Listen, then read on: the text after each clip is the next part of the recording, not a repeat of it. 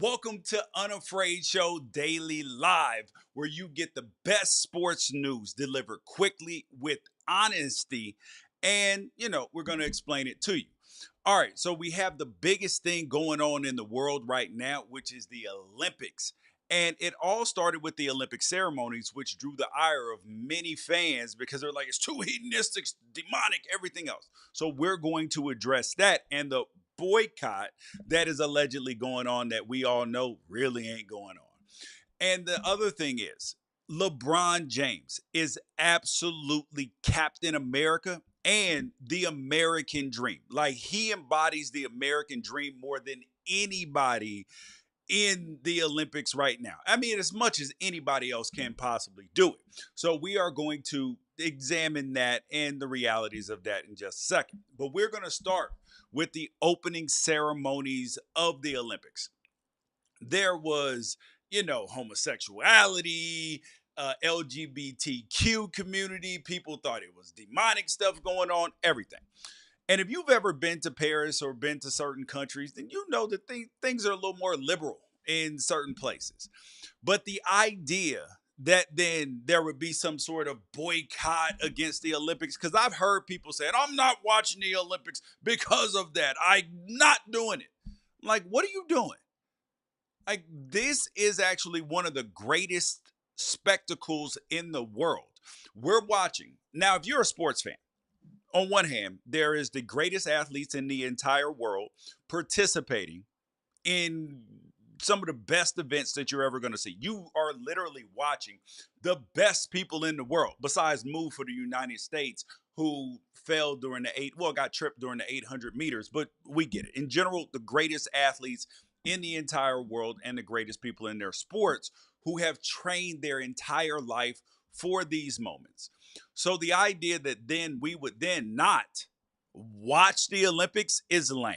It is. And if you're on that train, then let me explain this to you. Sports throughout history has been one of the great equalizers in terms of, and the Olympics in particular, in making the world come together.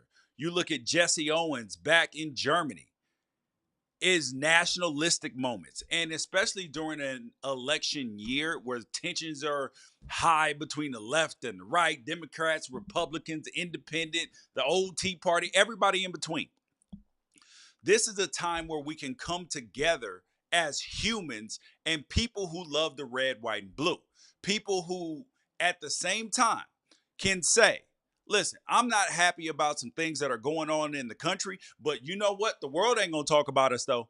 We are going to unite together for a common cause, whether you're black, white, brown, Asian American, Latino American, no matter what you are, Italian American, wherever you're family's from. This is something that we can all get behind. And that's actually the greatest thing about the Olympics. And this quote unquote Olympic boycott, it is BS. It is the same way that people said that they weren't watching the NFL when players were kneeling. I'm not watching, I'm boycotting. It was a damn lie. The ratings hit was non existent or negligible. That's what it was. The NFL was still doing 15, 20 million viewers per game, depending on the time slot. And the Olympics is doing great. It is doing great. People are watching in the middle of the night. My mom, auntie, and other people are on group chats talking about, yo, did you see this at 2, 3 o'clock in the morning? The ratings are fine. Peacock is killing it. They're doing a great job with the coverage. The whole Snoop Dogg thing and all the other people, famous people out there, and the regular families supporting America and supporting our athletes. That's where that conversation needs to land, because it is similar to the kneeling that happened in the NFL, where people are like, I'm not watching their kneeling. Nobody was kneeling during the football game. It was the pregame that you didn't like and the pre-ceremonies for the Olympics that you didn't like. The middle, which is the actual meat and potatoes of it, is why you came and showed up. And we need to support those people who are making us look good, who are making us feel good. And their stories are absolutely incredible. Their stories are special, and we need to make sure that we're highlighting them. Look at the joy that Simone Biles has brought the country. Suni Lee, Jade, and Jordan as well on the with the gymnastics team that just won gold in the team event. And they still got to go on the individual apparatuses and see what they come out with there. You look at Suni Lee, refugee, came here last before the last Olympics when she won all around gold. Father paralyzed, family member died from COVID, and then before this Olympics last year, kidney disease, body swells up, and then she comes out there and does that. Man, it is one of the greatest things. And when you see the accomplishment of any medal, just being at the Olympics is great. But any medal, when you have realized, damn, I'm actually the greatest in the entire world at this. Nobody was better than me than this, than at me at the training, the lead up, the dedication, and the accomplishment. Love it. Uh, Next thing up, one of the players at the Olympics, LeBron James for Team USA in basketball. We're gonna call him Le Captain America. Captain America. Because LeBron embodies everything. And let me repeat that. LeBron James embodies everything that is right with America. And granted, that does not mean that you have to like LeBron James and everything that he quote unquote stands for. But he's the greatest of all time. Man is 39 years old, most important player on Team USA in basketball. Man was a flag bearer. But the reason why I'm calling him Captain America, because he comes to save the day. And he's the embodiment of the American dream. Let me point this out. Okay, what is the American dream? It's somebody who comes from poverty, somebody who comes from bad circumstances. Check, check. Goes on to go to greatness. Check. He is a philanthropist, gives back to the community millions and millions of dollars. Check. Helping kids go to college. Check. He is active trying to help other people. Check. Now, you may not like some of the things that he says, but still, you're out there being on Front Street trying to help others. Check. He represents his country, clearly loves America. Check.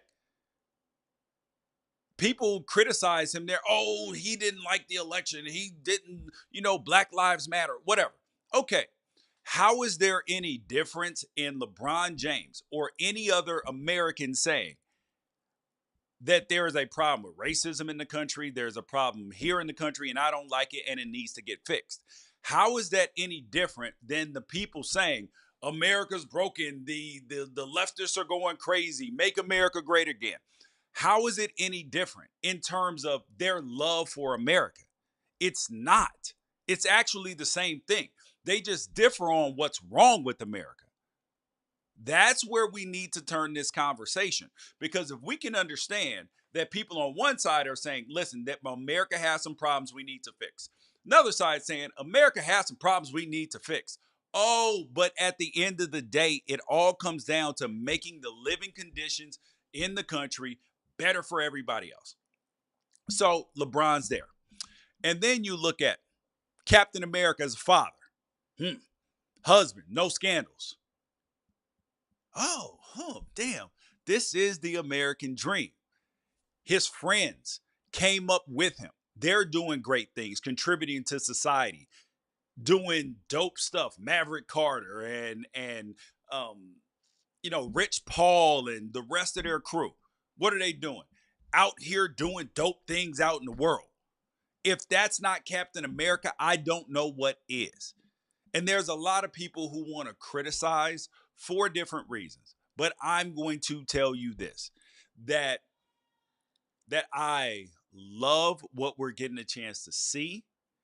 I love that the nationalism is great. You have people in bars and watching in their homes, talking on social media, and being proud of the red, white, and blue in an election year when people can come together. And I love it. And I love it. And let's keep that same energy. You guys, I'm George Reister. This is Unafraid Show Daily Live. Peace out. Catch you guys later.